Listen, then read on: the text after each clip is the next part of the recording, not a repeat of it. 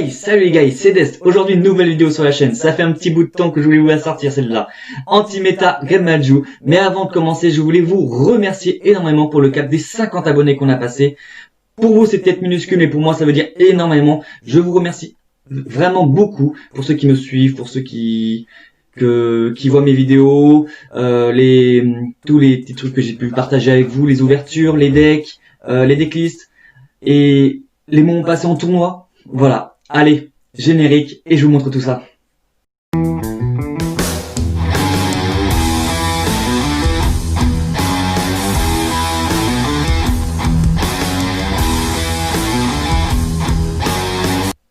Hey, j'espère que vous êtes chaud, parce que là, moi, je suis vraiment chaud pour montrer ma decklist. Alors, première carte, c'est la plus compliquée du deck. Attention, c'est Border Inspector. C'est simple, Border Inspector, c'est simple, c'est simple oui et non. Moi, son effet, c'est simple. Je prends un dé pour pouvoir le résoudre. Parce que c'est assez compliqué, c'est des maths. Car avec Border, ça marche avec ce qu'il y a sur le terrain, tout simplement. Les différents types de monstres. C'est-à-dire les monstres rituels, synchro, Xyz, Link. Enfin, ce qui vient du main deck, c'est que les rituels. Et ce qui vient de l'extra deck, c'est tout le réseau de l'extra.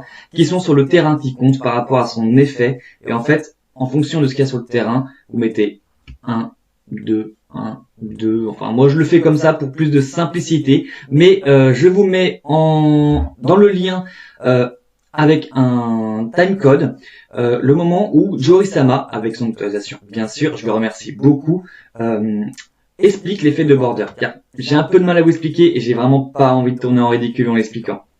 Ensuite, on va jouer deux Réo, c'est simple. Ah oui, en vous l'expliquant, car c'est assez complexe. En gros, personne n'a d'effet de monstre, que ce soit main, terrain, cimetière, banni. Enfin, c'est le gros bordel avec cette carte. Du coup, Jory pourra mieux vous l'expliquer. Ensuite, on va jouer Réo, roi du tonnerre. Celle-ci, par contre, je peux vous l'expliquer. C'est simple. Son effet continu, c'est que aucun joueur ne peut ajouter de carte depuis son deck à sa main, sauf les piochants.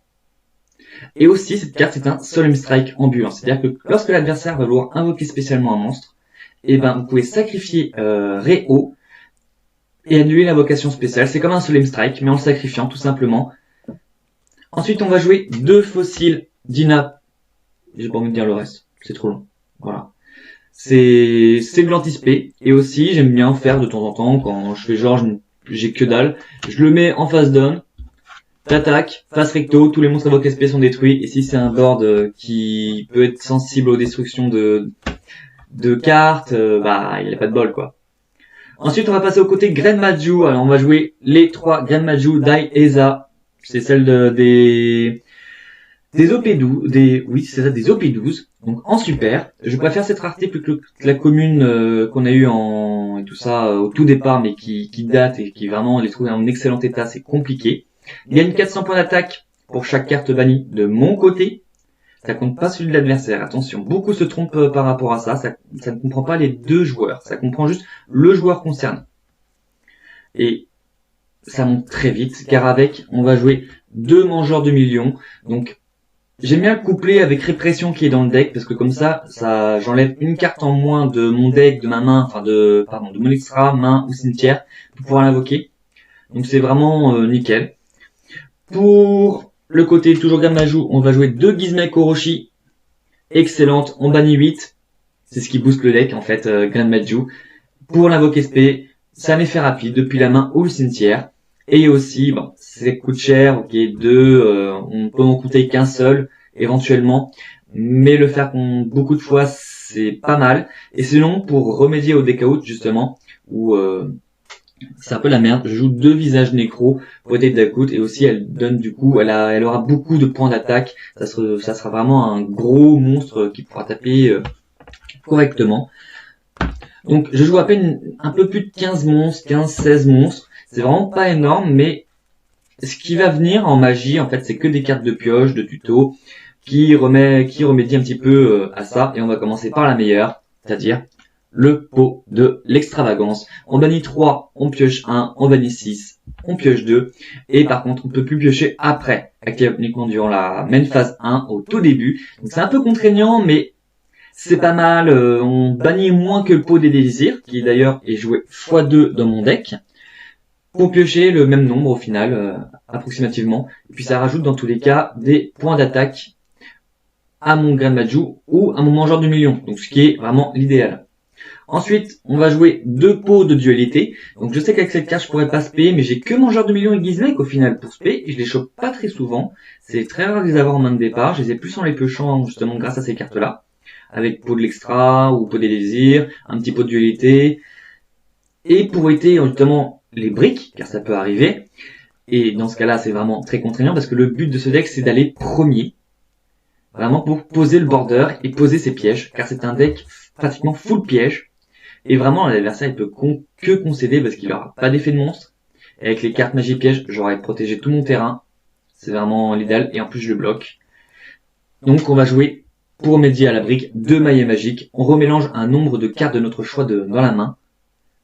Enfin, uniquement moi, pour piocher le même nombre. Donc, c'est vraiment excellent pour, en cas de brique, genre 2 Arcane Beat, 2 assauts solennels, enfin de jugement, des choses comme ça qui me dérangent un petit peu en main de départ, où je préfère plus avoir border et mes pièges, plutôt qu'une main full magie, full piège, ou avec juste 2 petits monstres, pas du tout compatibles.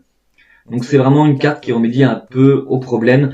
Je l'ai pas, c'est vraiment la carte que j'espère en main de départ parfois. Et je l'ai assez souvent parce que au final je joue pas beaucoup de monstres, je joue plus de pièges. Dans ce cas-là, je sais que je peux me défendre avec les pièges. Mais ce qui est pas mal aussi, c'est que certes, c'est un deck qui principalement go first, mais avec le côté Grand Maju, il peut aussi aller go second et taper très fort, très vite. Donc c'est vraiment pas mal. Pour les pièges, on va jouer évidemment les 3 jugements solennels. On paye la moitié de nos points de vie et on annule une invocation de monstre ou un effet de magie piège, ce qui est vraiment pas mal. 2 assauts qui annulent invocation, effet de monstre, tout simplement. On paye 1005. Bien sûr, on paye pas mal de points de vie, mais quand c'est pour faire chez l'adversaire, c'est vraiment l'idéal. La carte qui tue un petit peu la méta, où tout le monde la craigne un petit peu, c'est il ne peut y en avoir qu'un, et bien sûr, Zarkanbi Only One, une carte de mort. Même moi, quand je joue Cyberdé, j'ai pas envie d'avoir cette carte-là face à moi, ou ne serait-ce que Orcust. Tout simplement parce que je joue ces 2 decks. Je suis à fond dans les decks machines, même que là, en ce moment, je me fais un petit deck Mekavot. Et restez d'ailleurs jusqu'à la fin de la vidéo car j'ai une petite annonce à vous faire. 3. Répression. Pour prendre le contrôle des monstres, annuler les effets potentiels de monstres où c'est pas l'invocation, et aussi pour pouvoir me défendre. C'est toujours assez intéressant. Et évidemment, si l'adversaire arrive à avoir un effet de monstre, les infinis éphémères sont là pour ça, pour encore plus le mettre au rouge. J'espère que ce petit main deck vous aura plu. N'hésitez pas à me dire en commentaire d'ailleurs, par exemple, comment sont vos decks anti-méta, si vous jouez anti-méta Grand Maju, anti-méta pur, Grand Maju avec les dangers, super pouli. Franchement, allez-y, explosez les commentaires, je veux voir tout ça dans les commentaires. On va passer maintenant, je regarde side. On va passer maintenant à l'extra deck. Alors, c'est un extra deck mine de rien réfléchi malgré le fait que je joue les pots de l'extra. Avec les visages nécro, je peux les récupérer, même si elles gagnent pas de points d'attaque avec l'extra deck. Je peux quand même les récupérer, ce qui est très intéressant. On va jouer 2 Cowboy Gagaga, tout simplement parce que combien de fois j'ai mis l'adversaire où il lui restait 800, 500, 600, et j'avais pas cette carte, et j'avais de quoi l'invoquer. Donc 2 Cowboy Gagaga. Principalement, je joue toutes mes cartes d'extra deck x2 pour maximiser en fait les chances d'en garder un maximum de chaque unité. Tout simplement. 2 Résidents des Abysses pour bloquer les cimetières. Donc très intéressant. Parce qu'on joue principalement que des niveaux 4. Et 2 numéro 41, Babushka, le tapir terriblement fatigué. C'est pour de la tempo et aussi pour un peu de la bouffe au pot de l'extra. Donc c'est assez intéressant. Donc c'est tout ce que je joue en Xyz. Et si je joue 6 Xyz, c'est bien pour une raison, car j'ai en plus de rang 4. C'est parce que j'ai remarqué que les joueurs jouent plus souvent des monstres de niveau 4 qui sont beaucoup plus intéressants dans leur deck que des monstres de niveau 3, 2, sauf exceptionnellement dans certains decks. Du coup, on va continuer sur l'extra deck. 2 Cerbère, parce que c'est du générique et pour de la bouffe au pot de l'extra. Toujours utile. 2 Phoenix pour du PTNP, parce que si jamais je n'arrive pas à jouer premier, je peux facilement faire 2 invocations, voire max 3, selon ce que j'ai en main. C'est assez intéressant de la sortir parfois quand vraiment je suis emmerdé. 2 Dragons Charge Borel. Alors j'hésite à mettre un charge Borel et un épée Borel. Mais la majeure partie du temps, c'est pour la bouffe ou pour de l'extra, et je le joue vraiment très peu de fois. Par contre, la carte que je vais vous sortir, c'est la seule que je joue x3. C'est un monstre, littéralement, 0 Boros x3, car il gagne 200 attaques pour chaque carte bannie, donc ça monte très vite. Et en plus, avec le combo Bismek, je bannis tout le terrain, donc encore plus avantageux pour moi. Et juste pour ça, c'est excellent, c'est excellent. On va passer maintenant au side. 2 limiteurs, évidemment pour continuer le anti-méta. La meilleure carte de ce deck, je pense que c'est elle en side. À pas jouer en main deck, évidemment parce qu'on cherche à jouer premier. Mais Evenly Match, merci. 2 cyclones cosmiques. Alors, j'hésite avec les twins parfois, j'aime bien alterner, mais en ce moment je suis plus sur du cyclone cosmique pour ce deck là parce que ça bannit. Et aussi parce qu'on paye des LP, parce que la défausse c'est pas ce que je recherche avec le twin. Mais on peut aussi jouer l'Agnistorm. Mais en mettre que 2, je préfère la jouer x3 personnellement. Dans ce cas-là, ça veut dire qu'il faudrait choisir les limiteurs. Mais dans ce cas-là, ça veut dire revoir le side. Et j'ai pas envie de revoir le side, clairement. Ensuite, on va jouer El Famoso Mystic Mine, évidemment. Mais je la joue, certes, mais pour un combo. C'est pour aller avec le Golem de lave. Car le golem de lave, c'est simple, c'est un kaiju ambulant, c'est pire que la sphère, c'est pire que les kaijus, c'est pire que Nibiru. Je vous fais un 1000 mystique golem de lave, vous perdez le duel, parce qu'à chaque stand-by phase, vous allez perdre 1000 points de vie, car c'est golem de lave qui active l'effet, et non pas le joueur. Là, c'est ça la nuance, car une mystique empêche le joueur d'activer ses effets de monstre. Mais quand c'est obligatoire, golem de lave doit forcément s'activer. Car c'est pas lui qui doit décider. Et pour finir, un peu pour les decks combo, le petit Nibiru, facilement remplaçable, mais rien dire, je préfère jouer Nibiru x2 et Golem de la x3. Voilà, en tout cas, j'espère que mon anti-méta Ganmaju vous aura plu. Et l'annonce, c'est qu'en fait, j'aimerais lancer une série, car j'adore vous montrer mes decklists, ce qu'elles aient voulu à chaque fois, car j'essaie de me mettre au plus haut niveau compétitif. Donc là, on a fait anti-méta Ganmaju.